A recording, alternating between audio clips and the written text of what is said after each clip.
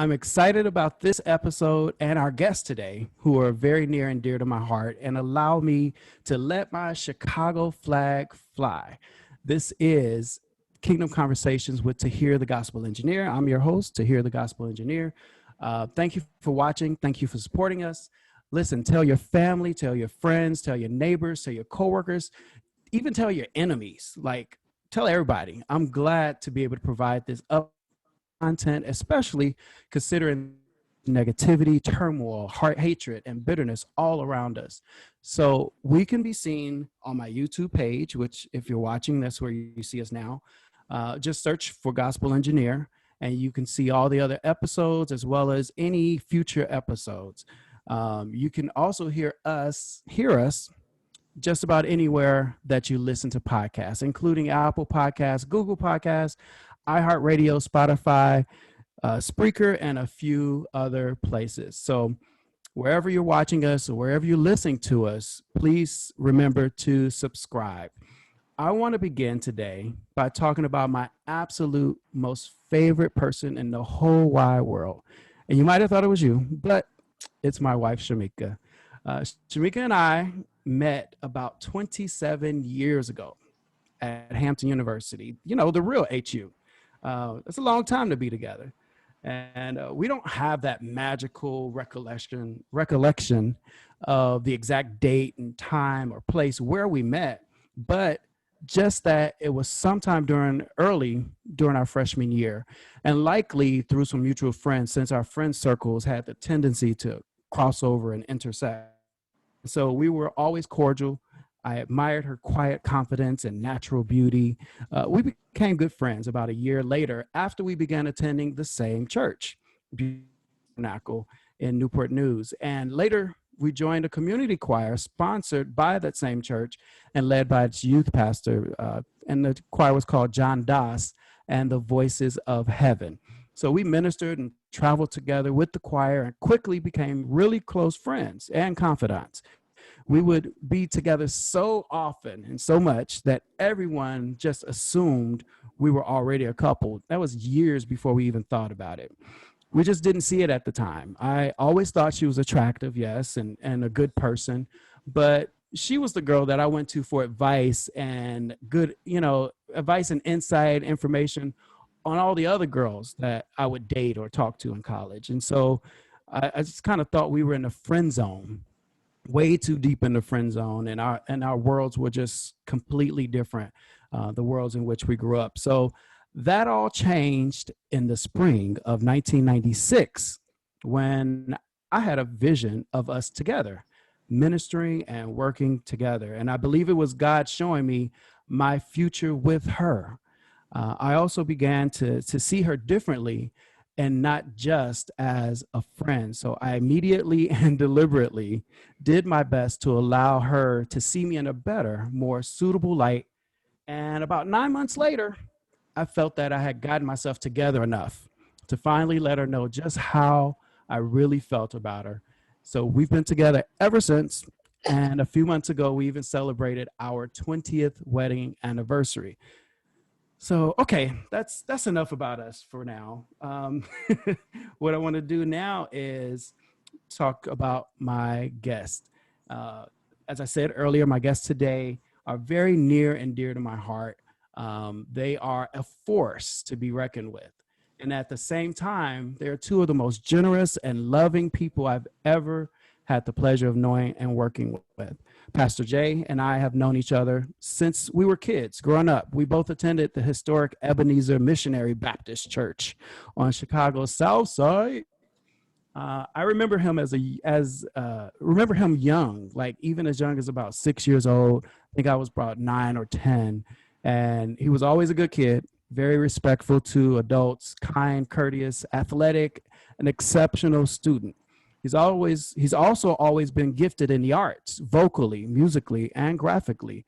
He draws, he sings, plays piano and drums, and maybe some other instruments that I don't know about. Writes poetry, spoken word, and is a hip hop artist with cred. He's got cred, y'all. He's an HBCU graduate of Tuskegee University in Alabama. He has a degree in architecture And after working in that field for a few years, decided to become a teacher in the Chicago public schools and did so for many years. Jay realized during his college years that he had a calling on his life by God and to be a minister. He eventually became youth pastor at the church that grew out of our childhood church and really thrived in that role. However, he would soon find himself suddenly thrust into a position of lead pastor at Canaan Community Church without being properly prepared or warned about what was to come. But here he is 15 years later. I believe it's exactly 15 years, and he's still standing. He's still here. And so he's the author of Church Forsaken, Practicing Presence in Neglected Neighborhoods. He's released and collaborated on numerous hip hop albums and projects. He travels extensively and is a featured speaker with the Christian Community Development Association, as well as other organizations and interests. He's also a champion for his hood. Ever since he moved his family to West Inglewood, he has always tried to show people the good in Inglewood. He has availed himself to his church. He has availed himself and his church to the gatherings, meetings, trainings, after school programs, and other outreach events. Now, he's been married to the incomparable Micheal Newman Brooks for almost 18 years. Now, I've only known Micheal for about maybe 12 years or so, but it seems like we've known each other our entire lives.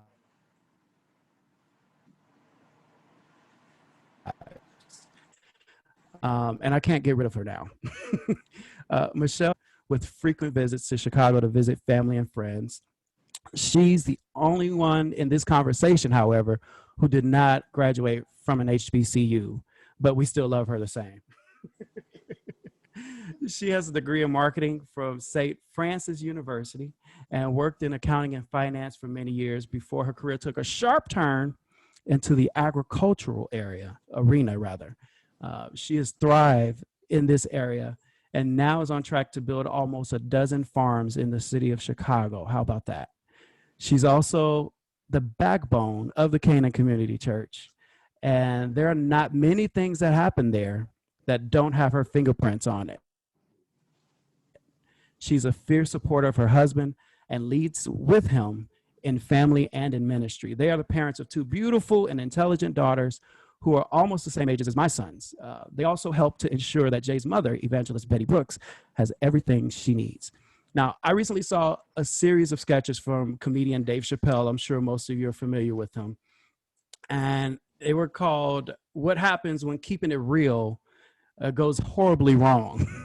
Well, these two are what happens when keeping it real goes extremely right. You will be hard-pressed to find a more generous, selfless, humble, talented, gifted, anointed, and powerful couple.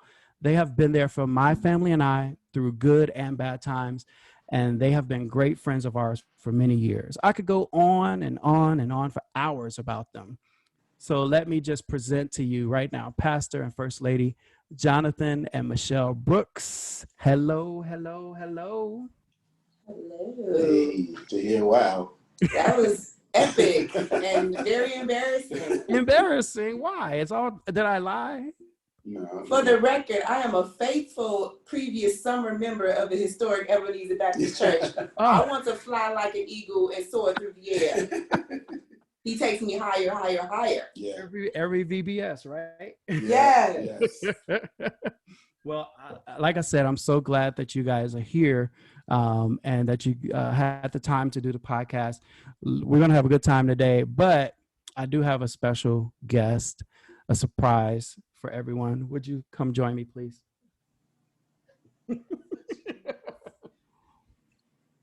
Ladies and gentlemen, this is the beautiful wife that I talked about a little bit earlier. So, oops, excuse me. Miracles happen. Miracles happen. She's on TV, y'all, on the internet, all over. Hi, guys. So let's start like this. Let's talk about love. Since I got my love, you got your love. You guys grew up kind of around each other, right? Your families were close. How did this happen? Like, what sparked your relationship? How did you guys come together? We have known each other for 40 years. I was born first, so but we found it was a funny story. We found his baby book at Mom Betty's house, and you know how I had like My First Christmas, my christening, and all that. And there's a little section in My First Christmas that said, you know, who was present at your first Christmas, and it said Auntie Frances, which is my mother, Uncle Martinez, which is my father, and Micheal. So I was present at his very first Christmas. Not that I knew any better, because we were literally 6 months apart. But yeah, so we've had the pleasure of at least being each other's presence for 40 years. Wow. The story of how this happened is really intriguing. So the other picture we have is being a part of her aunt's wedding, Debbie Farrell. So we got a picture of her as the flower girl and me as the ring bearer. Oh, really? We were 4 years old. Oh, cute. And there's a picture of me like sitting on somebody's lap, like when we supposed to be taking a picture. Actually, Rachel's lap. Rachel, yeah. Really? And I'm looking across, staring at her like, check you out. Yeah, like we're like 4 years old, right? Yeah, I was already peeping at 4. So, but what happened with us was, while we knew each other all growing up and did the vacation Bible school thing together and all that, in high school, she went to Indiana with her dad. And so we didn't really see each other at all. Yeah. No. From about 8th grade to senior year. Yeah. Yeah. And then senior year of high school, I got this special request. I got this special request from my mom saying that Micheal needed a new cotillion partner. Oh, what? At her church's cotillion. For whatever reason, she wasn't pleased. It was a desperate plea for sidebar. That cotillion person I had, he couldn't dance. He wasn't good looking. He was boring. Oh, wow. And cotillion for Black Christians is like prom, and so you wanted to be perfect. And so it was more desperate. You special, but desperate. Wow. Thank you. I'll take it. She just said you'll do. Hey, I'll take it. He was the best number 2 I've ever had. Wow. And I appreciate that. And you're still together. So yeah, that's when we kind of reconnected and reunited and saw each other again. Had a great time at the cotillion, danced together, spent lots of time together because we were learning dances and all that other stuff. Right. But then it was time to split up and go to college. So I went all the way to Alabama. She was in Indiana. To the non-HBCU, the very proud graduate of University of St. Francis, Fort Wayne, Indiana. Go Cougars. Amen. So yeah, we reached out a couple times to each other in college, but nothing serious. I responded. And so one time. In college, I was at HBCU Tahir, so you had the full experience. Yeah. But when we got back to Chicago, when was the next time I saw you? 2000. At my first sermon, when I did my first sermon, really? My mom did like a celebration afterwards at her house, and barbecue. Yeah, it was a barbecue. Yes. And Miss Fancy Pants showed up in her fancy car, rented, looking all good and stuff. I was playing basketball with her cousins, and she walked up to the court, and I was dribbling. And as Chris and Cornell would say, the ball just kept on bouncing. I never dribbled again. And I saw her and was like, "Oh my God, I miss her." Right, so we just went and started talking and all that. And at that time, I think he had a girlfriend. Both of us were I ain't had no girlfriend. Other situations. I ain't had no girlfriend. He had a girlfriend. I ain't had no girlfriend. We're in other situations. And so, we talked and, all that good stuff, but not yet. Yeah. And then 2001, so it wasn't that much later, she came to help Debbie with the choir. We were trying to fill out the choir at Canaan. Yeah, she did a couple of year, voices. like the first year that Canaan had really solidified as a church and had the new building. Yeah, so she was like, "Come help me sing. I need some altos." Mm-hmm. And I was there, and she walked in the church door, and there were no barriers this time, boy. I was like, "It's on." And she been stuck with me ever since. Yeah. Were you youth pastor? You were youth pastor at the time? Or? Yeah. Okay. I had just gotten started. Well, I wasn't officially youth pastor yet. We were still in school. I hadn't graduated. Oh, okay. Yeah, we were both still. Gotcha. We were going into our senior years. Yeah, I see. Yeah. Well, our 5th years, I should say. Yeah, we were both 5th year. In for school, I changed. She changed majors from medicine to marketing. So and I started in medicine. I didn't know that. I was a pre-med student. Wow. Me too. She was too. So look at that. Look at God. And I would have been in the HBCU if I would have stayed in medicine because I was going to Howard. Right. Okay. Yeah, we don't usually say that name that much on this podcast, but I'll the other HU, as you would call it, because y'all the real. I'll allow it since we have since Howard has a vice presidential candidate right now. There you go. and for Black Panther, right? That's right. So Shell, when you and Jay started dating, did you ever think that one day I'm going to be some church's first lady? Like, was that even in the realm of possibilities? I've heard so many, stories about reluctant pastors' wives. So were you resistant to the idea, or what was your initial reaction? Well, let's be clear. I married an architect. I didn't marry a pastor. Okay. So it wasn't anything that was even in the wheelhouse. And I mean, he was youth pastoring, but he wasn't a youth pastor. Like, he didn't have that title. He didn't, not that titles mean anything. But in my mind, he was helping out while Canaan was trying to get itself together. It was very infantile. Yeah, it was very, and we, fresh out of college, we graduated from college in May and got married in December. Okay. So, we were just trying to figure out how to be married, and then we had a baby on the way. Yeah. So, it was cool. He was youth pastoring and, and that was fine. It wasn't until we got pregnant with Jade 3 years later that whole when the pew stopped bouncing situation happened. So no, I'm very reluctant in my role and still am. 15 years later, I tend to shy away from the spotlight all the time. Y'all have been members of Canaan. I'm not the typical box of what that means. I'm not going to sit in a certain spot. I don't want no lady in waiting. I don't need no help. Matter of fact, let's just pretend like I don't exist. That would be awesome. I don't like to be introduced or acknowledged when he goes out to speak. So I think it's probably more a personality trait than anything more than I'm a back of the choir stand kind of person, Even when we were singing praise and worship, I'm cool right over here. Right. With my room down, So no, and it's been, I think that's shown more than anything, how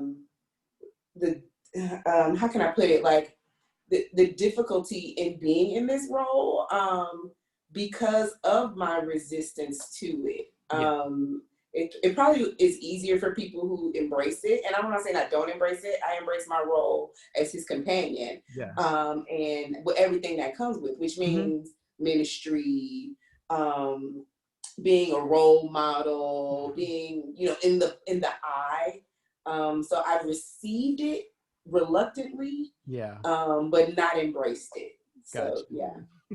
Well, I definitely acknowledge that there's nothing typical or traditional about you in those roles.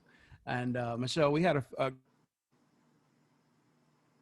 conversation a few months ago, a candid conversation, if you will, about the roles that we feel we have to play sometimes. And So what do you think about our enablement of people's expectations of us? For example, you know, your role as a pastor's wife or as a mother and how you should carry yourself or behave or act. Like, what do you think about that? Well, I think that although I am opposed to some roles, there are other roles that I think are necessary just for life. You know, like Mhm. if I don't want to be a mother, I shouldn't have kids. You Yeah. know, if I don't want to be a wife, then I shouldn't get married.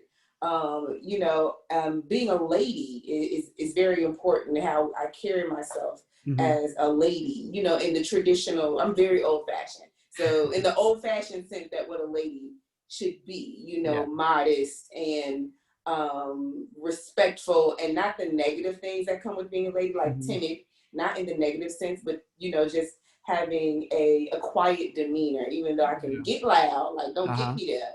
But you know, there are certain roles that I find are super necessary just to make it through the day. But then there are other roles that I think have flexibility in them or have room to make your own. You know Yes. how we kind of say, oh, you put your foot in that meal. Well, yeah, I made it my own. So it tastes like how I wanted it to taste. So like being a minister or a pastor's wife, or being in the role I am at work, or, you know, even being mothers to millennial children, mothers, like I'm more than one mother, a mother. Well, Shimika, you're a mother You're too. every So, mother. yeah, of being mothers of millennial children and how to, you know, how to deal with that, and kind of coming out of some of the traditions that I and or Jonathan were raised with and how to make those adjustments. So I think there's flexibility in everything, but I think everything needs a foundation. Yeah. So once you get the foundation built and you have some structure, then at that point, like I didn't, for being, going back to being John pastor's wife, like I didn't come out the gate like boom, boom, I'm not gonna do nothing y'all say. Like I tried to fit in as much as I could at the beginning just to build a foundation and say, Mhm. hey, we're taking this seriously. Because Yeah. we came from Ebenezer, he grew up in Ebenezer, I grew up in Pentecostal church, strictly apostolic Pentecostal, skirt wearing, you Yes. know, Yes. saved, sanctified, filled with the Holy Ghost church, and a pastor's grandkid. So you know, I already knew I could come in like that, but once I set the foundation, then Yeah. I was able to make the role my own. Yes. And have found now that people tend to follow some of the trends that that I've kind of done. But that's taken, I mean, we 15 years in the game Yes. with this. And so again, it didn't come automatically, but there are levels of comfort that people need to feel with something before you can then put your own spin on it. Mhm. And so I think that's how I've been able to transition into what you see now, which Yeah. is, you know, being able to say, oh, I'm not going to do this, or I am going to do this. I'm not comfortable with that, and being vocal about it. Good. Yeah. I'll say J- this is eye-opening because hearing you say that is surprising to me, in that I guess all the churches I've gone to growing up have not been very traditional. So seeing you in your role as first lady of Canaan, there was always like, I always saw you as the first lady. I always saw you in that place, and it didn't seem different or odd to me if you weren't sitting in a specific spot or playing the traditional role. Like you definitely carry it wonderfully. I just I'm surprised that you were saying you're like, I want to be in the background, even though looking back, yeah, you would always be like in the back, or you were always doing something and Something. making things happen and making sure everything was right. But it didn't come across to me as, oh, she doesn't want to be in the spot. It was like, I got to take care of what I got to take care of to make sure it all runs smoothly. Because I'm a background person to my heart. Like, I'll just be over here with the family and make it happen. But so it's encouraging to hear that, I must say. Well, it was both and though. So it's kind of like I was in the background kind of making things happen, especially at the beginning when we did not have the staff. We have a wonderful staff now. We have plenty of people who have taken over and assumed roles that I once had to do myself, like maybe year 1 through 5 Yeah. of his senior pastoring, which would have been like year 7 through 5 through 7 for the church. Because the church was only like 2 years old when he became senior, 5 years old. So so from 5 to 10. So we still had a lot of new things that hadn't been put in place. So yeah, I did have to come in and do a lot of that background work, but it was double duty because then I didn't have to be as abrupt and say, I don't want to do that because I had an excuse. That was her cover. That's all I was gonna say. Yeah. That was Her good. cover was to be busy. Yeah. Right. So yeah, I have a stealth mode to kind of how I operate. It's like in my mind, I'm like, man, I ain't doing that. Y'all got me messed up. But on the outside, I'm like, yes, I'm sure I can go take care of that. You know?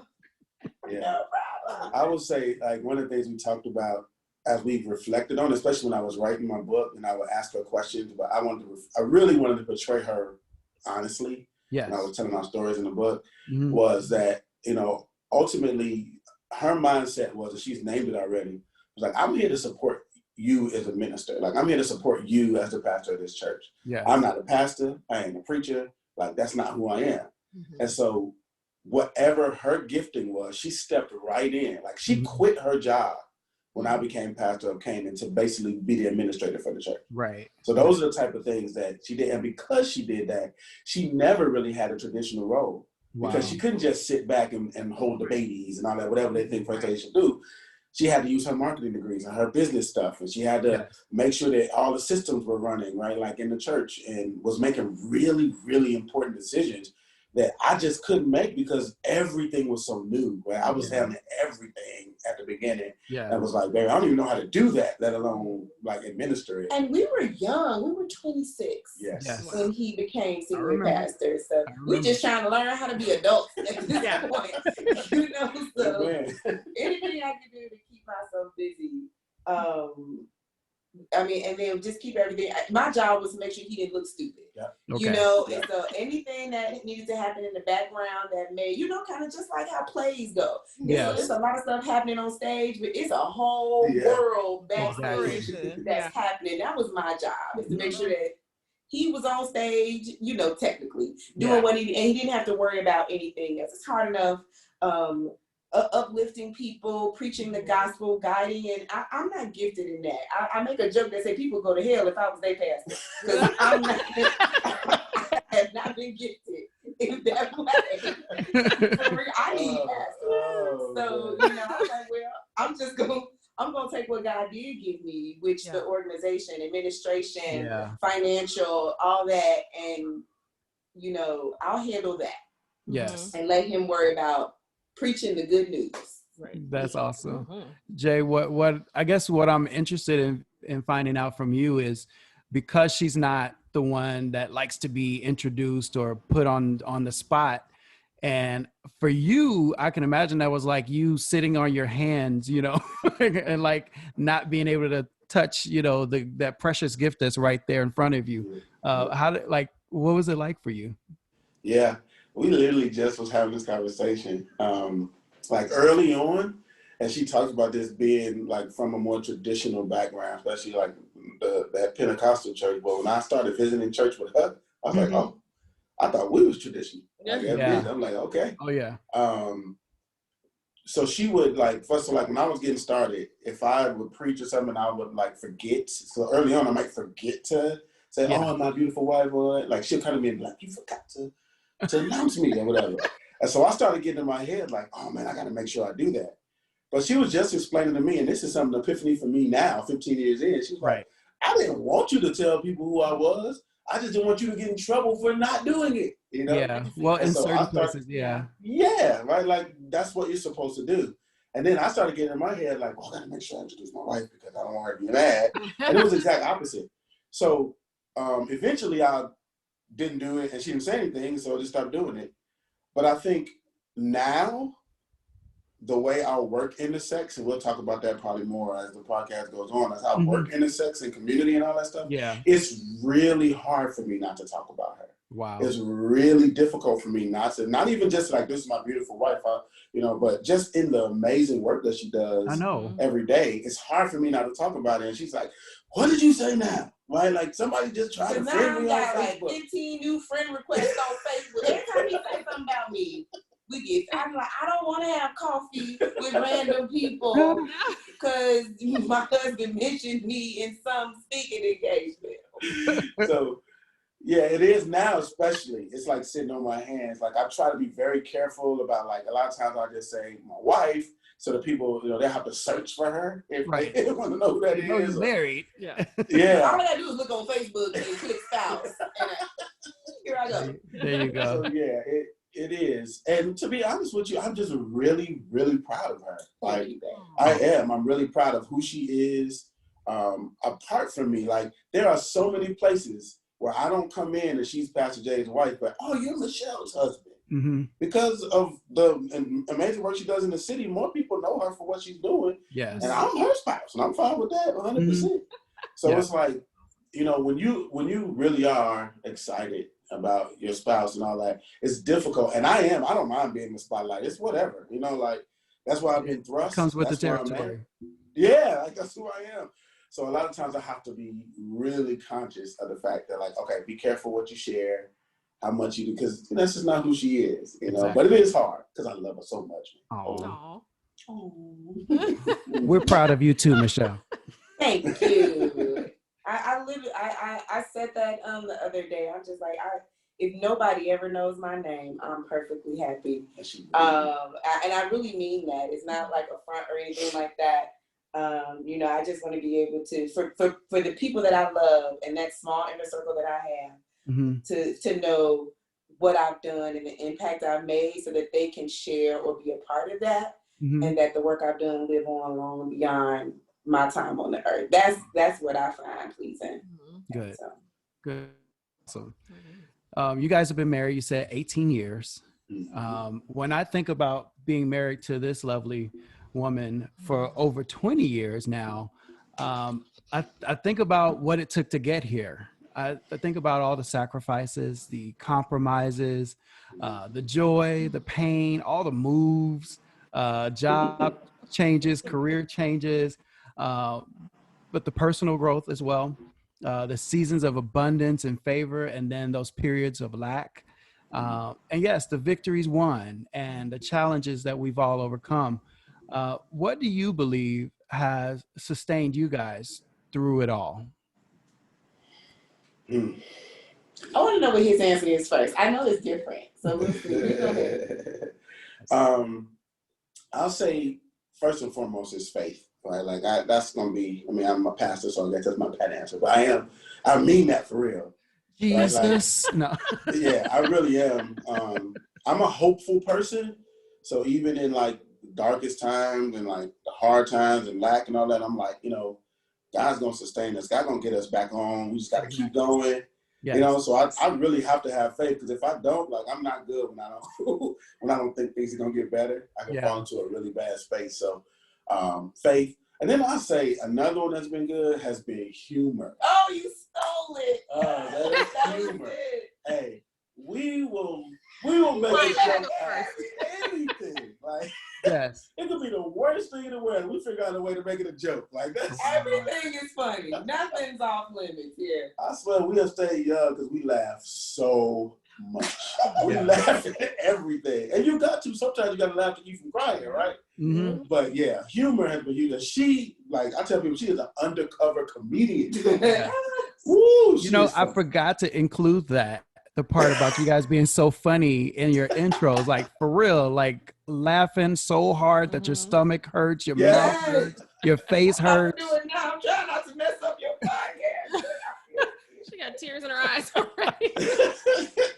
Yeah, humor has been huge in maintaining through the good and the bad. Yeah. And even if we don't laugh in that moment, like there have been times when I reflect back on like even the most traumatic moment in my life, when I found out my father passed away. Yeah.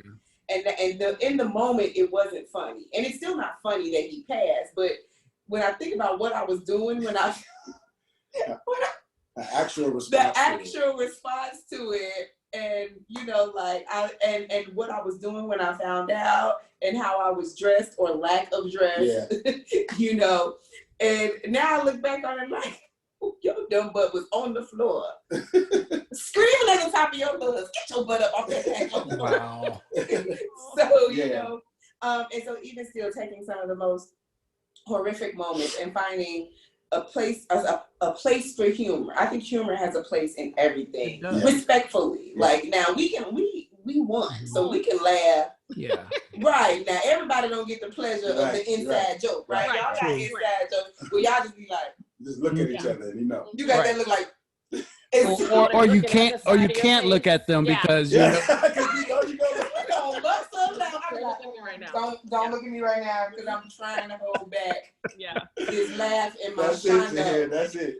Yeah. Yeah. So humor, that would have been, I mean, faith and all that. I mean, he's the Jesus in us. And so, Aw.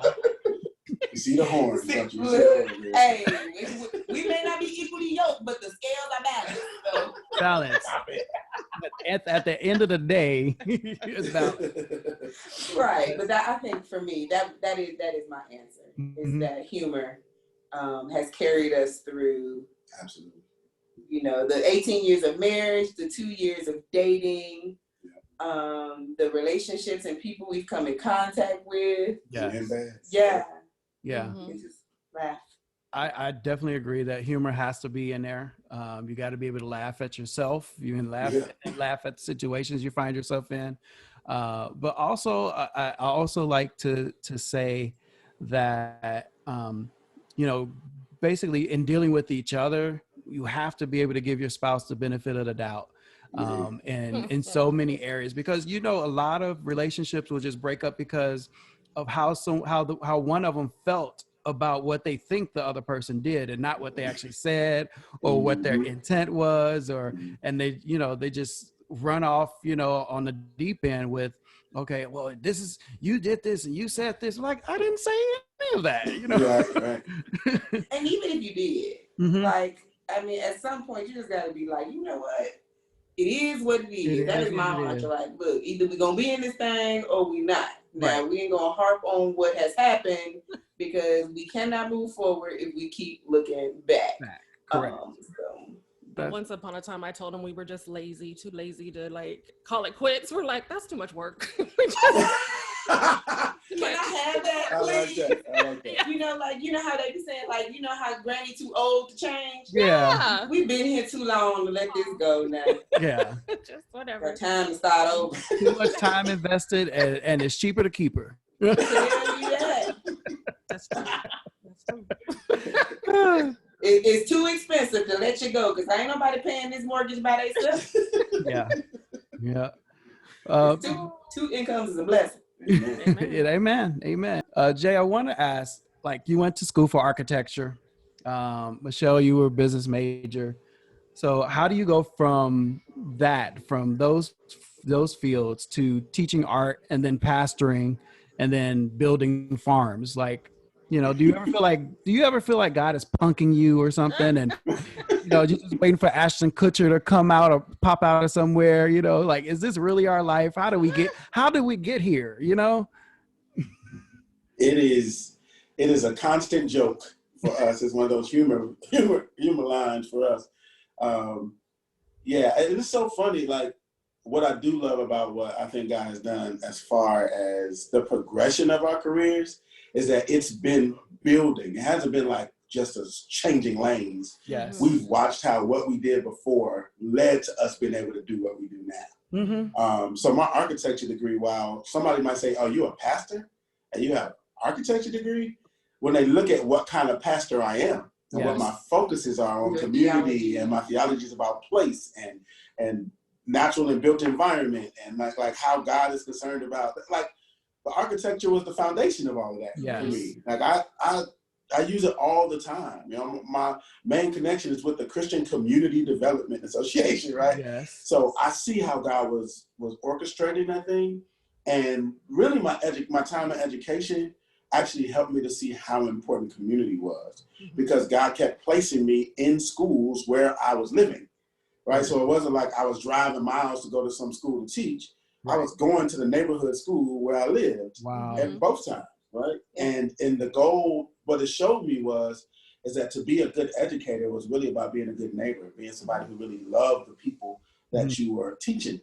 And so that leaned right into what kind of pastor I wanted to be. When I became a pastor in 2006, first thing I said to my wife was, I think God wanted us to live in Inglewood. And that's a whole nother story about how she felt about it. Yeah. But because of what I had learned in the classroom about being in the same neighborhood as the kids I was teaching, it made perfect sense for me to be in the same neighborhood as the parishioners I was pastoring. Yes. So I look at it now, and although it seems like, God, why would you make me go into so much debt at this HBCU to get this architecture degree if you were just going to have me be a pastor?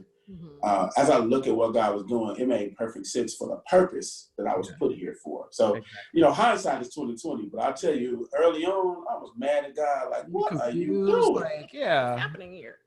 Yeah. And I mean, it's just I'm not gonna talk about myself. I'm gonna talk about you. But even like your body of work, like if you think about your body of work, like and how it correlates to how you pastor, like let's just talk first about your teaching style. You're not that hooper, and he's not a preacher. He's a teacher as far as his preaching style. You know, so, I mean, y'all have experience. He not gonna go up and down the aisles and sweat and all that cow. You know, y'all about to take notes. He does sweat a little bit, but I do sweat. Everyone, now it depends on, you know, what the subject matter is or who's in the audience. You know, he tends to like to give some of the older members some of that tradition. But if you think about it, like if you look at the congregation pre-COVID, they got pens and papers, they taking notes. I mean, we even had people ask questions in the middle of the sermon before, because he tends to, not every day, but there are times where he has like a lecture moment where he's like, okay, we're going to engage in education today. And how he does his sermon series, they're always in series, right? It's not like, oh, I'm going to preach from John today and then Revelations next week. You know, he doesn't jump all over the Bible. He takes us through, unless it relates to like a subject matter. And so like I've appreciated, because I spent my whole childhood listening to people yell at me and ignoring them, because I'm like, I don't even know why you're yelling. I can hear you. All this sweating and is unnecessary. I don't even know what you're doing. And so I appreciate that style and the way he approaches the gospel as far as getting people to understand it and not be afraid. Preaching kind of like that hell or fire, or whatever it is. The fire and brimstone kind of preaching. And then also, like with your architecture and your body of work, you went from architecture to teaching art and architecture to then then he learned how to teach the thing he learned how to do, and then he got his second master's. Your first master's in education, your second master's in theology, and then he pre-doctorate right now, working on, I don't know what he's doing. He got more degrees than we got wall room for. So, you know, but you see his body of work has shown itself in how he pastors, he's a college professor. So I think it's all come full circle, because now he teaches the gospel as it relates to place. When he takes these these trips for his own education, when he went to Israel, went to Africa, he talked about how, my favorite part of your Israel sermon series is when you talked about, and it made so much sense, because I'm a geography nut, right? You know, I'm like a navigator. So when he talked about how God would say, go up to the, you know, we regular, we from the Midwest, everything is flat. So when you say go up the street, you mean go up the street. But literally God was saying like vertical, like they were going up mountains. So when he said go up to Galilee, he didn't mean go up the street, he meant go up elevation. And you're climbing mountains. And how God did everything in this like little small circle. I mean, everything like smaller than the size of Indiana and Illinois they put together. God's whole ministry fell in just like, you know, maybe 100, 200 square miles. And just his ability to for someone who understands geography and appreciates mapping and navigation, that really was eye-opening to me, was the literal translation of the word based on his understanding of place and how God has called us to place, because he reflected that in his own ministry. And so, see how I talked about you and didn't talk about me? Yeah. So next question. And the way it works with her is, no, you don't. Next question. Thank you very much.